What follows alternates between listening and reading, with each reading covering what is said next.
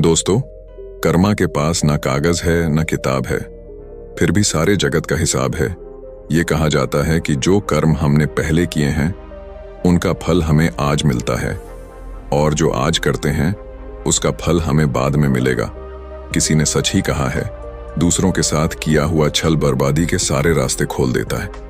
अगर आप किसी के साथ बुरा करते हैं तो आपके साथ भी बुरा ही होगा। आइए इसे एक कहानी के माध्यम से समझते हैं। नमस्कार दोस्तों, बहुत समय पहले की बात है। एक बहुत पुराना गांव था। उस गांव का नाम रामपुर था। उस गांव के लोग बहुत ही सीधे और सच्चे थे। उसी गांव में एक बुजुर्ग आदमी, उसकी पत्नी और 2 बच्चे रहते थे। बड़े बेटे का नाम कबीर था और छोटे बेटे का नाम सिद्धार्थ था। उसके माता पिता खेती का काम करते थे। वह एक किसान थे। समय के साथ साथ वह दोनों भाई अब बड़े हो गए थे। सिद्धार्थ अक्सर अपने भाई कबीर को देखकर जलता था, क्योंकि कबीर स्वभाव से बहुत अच्छा था। वह सबकी मदद करता था। उसके दिल में सबके लिए दया और आदर भाव था। सिद्धार्थ का स्वभाव ऐसा था कि उसके दिल में दूसरों के लिए कोई दया नहीं थी। वह अपने माता पिता से भी ठीक से बात नहीं करता था। वह हमेशा दूसरों का अनादर करता और नुकसान पहुंचाते रहता था। धीरे धीरे काफी वक्त गुजर गया। कबीर और सिद्धार्थ के माता पिता का देहांत हो गया।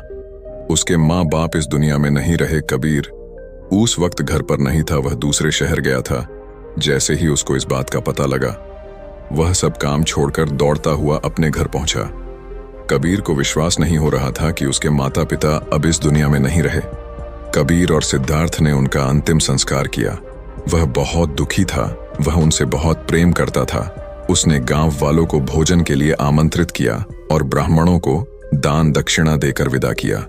अब कबीर और सिद्धार्थ दोनों अकेले रहते थे। धीरे धीरे वक्त गुजरता गया। वह हर साल अपने माता पिता की बरसी पर ब्राह्मणों को भोजन कराता और दान देता। ये सब चीजें सिद्धार्थ को पसंद नहीं आती थीं।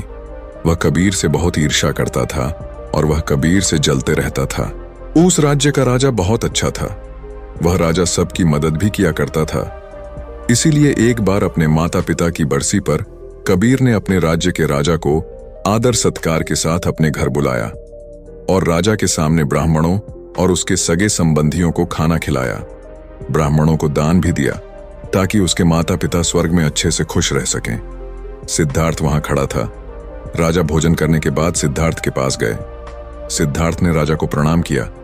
तभी राजा ने सिद्धार्थ से पूछा, तुम्हारा भाई तुम्हारे माता पिता के लिए इतना कुछ करता है, तुम ऐसा क्यों नहीं करते हो? आखिर वह तुम्हारे भी माता पिता थे। क्या तुम्हें यह समझ नहीं आता कि तुम भी अपने माता पिता के लिए कुछ कर सकते हो? सिद्धार्थ ने राजा से कुछ नहीं कहा और चुपचाप वहां से चला गया। सिद्धार्थ को गुस्सा आ रहा था क्योंकि राजा ने उसकी बेइज्जती की, क्योंकि कबीर अब सबकी नजरों में अच्छा बन गया था। राजा ने भी उसकी तारीफ की थी और सिद्धार्थ सिर्फ चुपचाप देख रहा था। उससे ये सब देखा नहीं जा रहा था और वह कबीर से अपने अपमान का बदला लेने का सोच रहा था। 1-2 महीने बीत जाने के बाद एक रात सिद्धार्थ योजना बनाता है कि उसे कैसे भी करके रास्ते से हटाना होगा। अगले दिन सिद्धार्थ ढोंग करना शुरू करता है। नगर के सामने जोर जोर से चीखने लगता है और यह दिखावा करता है कि उसके माता पिता के गुजर जाने के बाद वह बहुत अकेला हो गया है और दुखी है। और सब लोगों से कहता है कि मेरे माँ बाप मेरे सपने में आए थे, वह स्वर्ग में खुश नहीं है। वह कह रहे थे कि कोई वहां जाकर उन्हें खाना बनाकर खिलाए, उनकी सेवा करे, वो तभी खुश रहेंगे।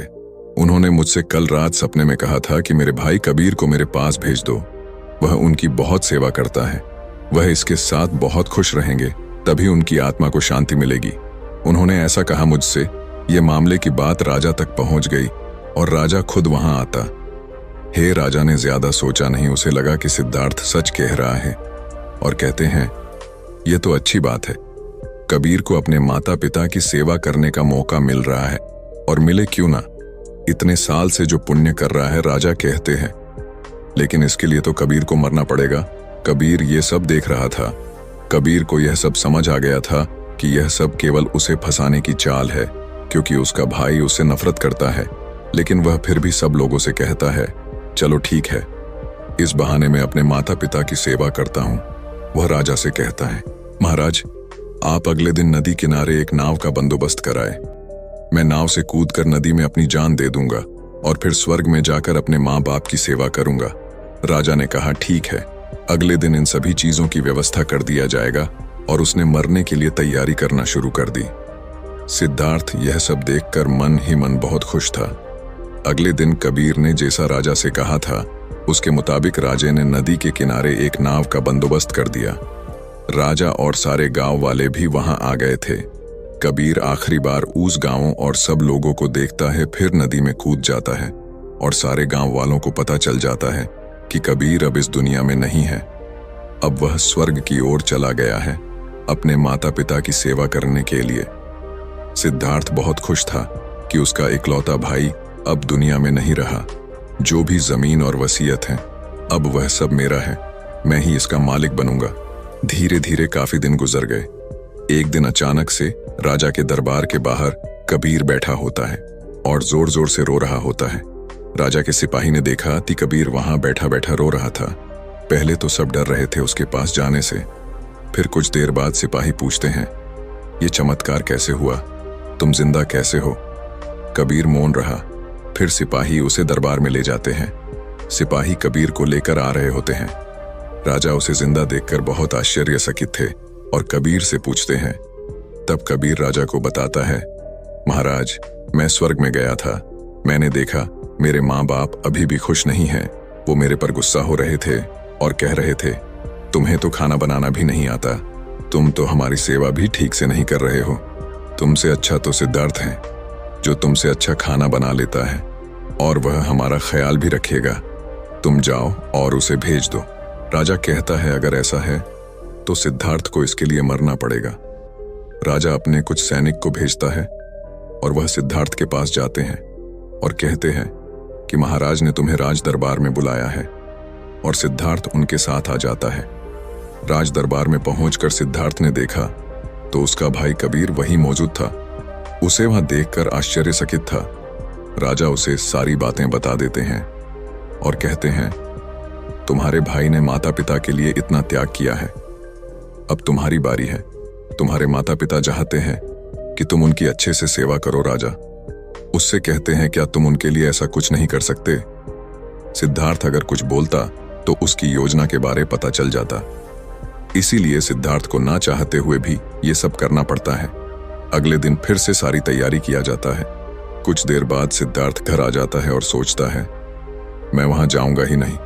अगर मैंने ऐसा किया तो वह सच में मुझे मार ही देंगे। आज रात को ही मैं गांव छोड़कर कहीं चला जाऊंगा।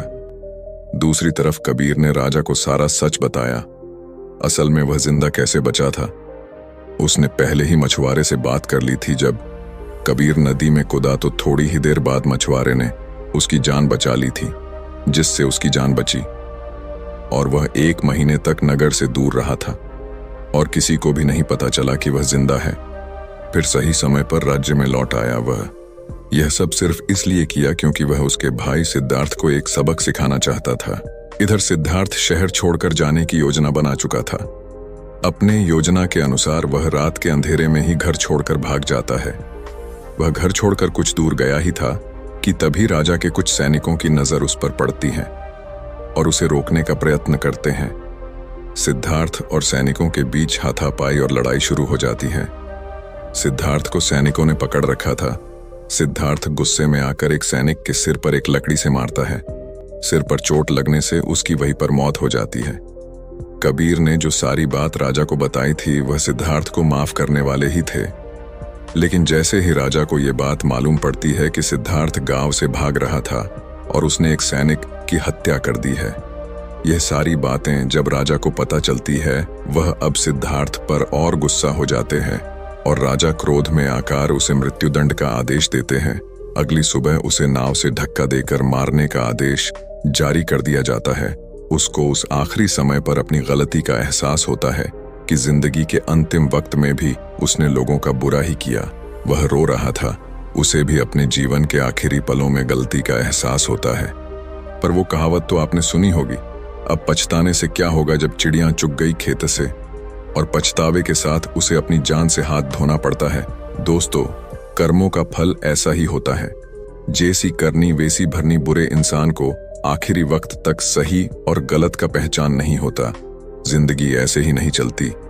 जिंदगी समझने की चीज है जिसे हर व्यक्ति को समझनी चाहिए। मनुष्य के द्वारा किए जाने वाले सभी कर्म उसके विचारों से बनते हैं। हमारी सकारात्मक या नकारात्मक सोच विचारों को जन्म देती हैं और वही विचार कर्म बनाते हैं।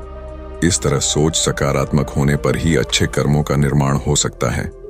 अगर हमें किसी के साथ बुरा करते हैं तो हमारे साथ भी जरूर बुरा होगा। जब आप दूसरों के लिए अच्छा करते हो तो बदले में हमारे साथ भी अच्छा होता है। यह भी हो सकता है उस वक्त हमारे साथ कुछ बुरा ना भी हो, लेकिन कभी ना कभी इसका हर्जाना हमें भुगतना ही पड़ता है। इसलिए हमें किसी के साथ बुरा करने का कोई अधिकार नहीं है, क्योंकि कर्मों का फल कभी ना कभी मिलता जरूर है। दोस्तों, आपने आज के इस वीडियो से क्या सीखा वह मुझे आप कमेंट में बता सकते हैं। इसी के साथ में उम्मीद है कि आपको आज की वीडियो पसंद आई होगी, तो इस वीडियो को उस इंसान को शेयर करें जिससे ये कहानी सुनने की जरूरत है, और उसी के ठीक बाद चैनल को सब्सक्राइब करें। तो चलिए फिर मिलते हैं ऐसी एक और नई वीडियो में एक नए मैसेज के साथ। तब तक के लिए अपना ख्याल रखें। धन्यवाद और नमो बुद्धाय।